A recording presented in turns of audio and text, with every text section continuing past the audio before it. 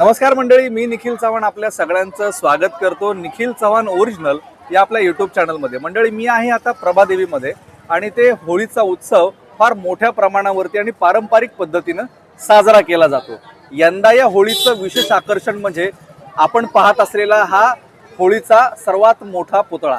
फार अनोख्या पद्धतीनं आणि कलात्मकतेनं हा पुतळा इथे ज्या आमच्या सहकार्यांनी बनवलाय, आपण त्यांच्याशी अगदी थोडक्यात बातचीत करणार आहोत।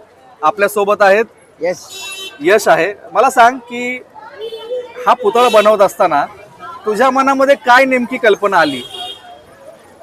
मेन म्हणजे दरवर्षी आता आमचा 3रा वर्ष आहे, तर दरवर्षी आम्ही काहीतरी मेसेज देतो। यावर्षी ह्या 4 मेसेज द्यायचे होते की हे 4 गुण कुठल्या पोरात म्हणजे कुठल्या माणसात नसावे आणि वाईट दिवशी म्हणजे ह्या दिवशी ते जळवून नवी सुरुवात करतात असं म्हणून हे मेसेज दिले।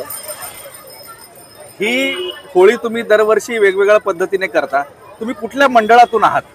आमचा असा मंडळ असं नाही, आमचा ग्रुप आहे केडी युनायटेड नावाचा, मंडळ असं नाही।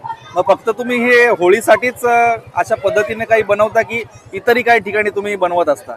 होळी करतो, देवीचं डेकोरेशन असते आणि घरचे बाकीचे डेकोरेशन आणि सगळं म्हणजे क्राफ्ट वर्क सगळं करतो। आपल्या सोबत आहे या ग्रुप मधील एक सदस्य आर्या देवकर। मला सांग आर्या, काय भावना होती ज्या वेळेस हा तू पुतळा तुझ्या सगळ्या मित्रांसोबत बनवत होतीस त्यावेळेस?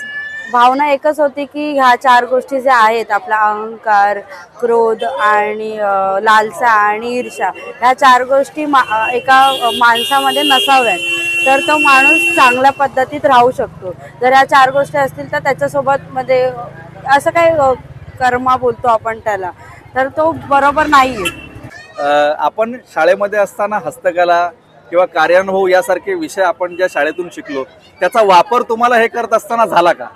हो हो झाला, आम्हाला सगळ्यांना झाला। मला सांगा, या होळीच्या निमित्तानं आमच्या निखिल चव्हाण ओरिजिनलच्या प्रेक्षकांना तुम्ही काय संदेश देऊ शकता? संदेश असा की ह्या 4 गोष्टी तुम्ही नसाव्यात आपल्या ह्याच्यात, तर तुम्ही चांगले राहाल आणि चांगला एक संपर्क साधू शकतात जगाशी। तर ह्या 4 गोष्टी असतील तर कुठे ना कुठे एक अडखटी येत राहते जगाशी संपर्क साधण्यासाठी। तर ह्या 4 गोष्टी आपल्या आतमध्ये नसाव्यात आणि त्या आज ह्या होळीच्या दिवशी आपण आपल्यातला जाळून टाकाव्यात। धन्यवाद सर्व सहकाऱ्यांचं। फार ताकदीनं तुम्ही हा सगळा पुतळा इथे उभा केलेला आहे आणि यातून जो तुम्ही एक सामाजिक संदेश देण्याचा प्रयत्न केलाय तो नक्कीच आमच्या चॅनलच्या माध्यमातून आपल्या सर्व प्रेक्षकांपर्यंत पोहोचेल अशी मी आशा बाळगतो। धन्यवाद आणि पुन्हा सर्वांना हॅपी होली। Happy Holy.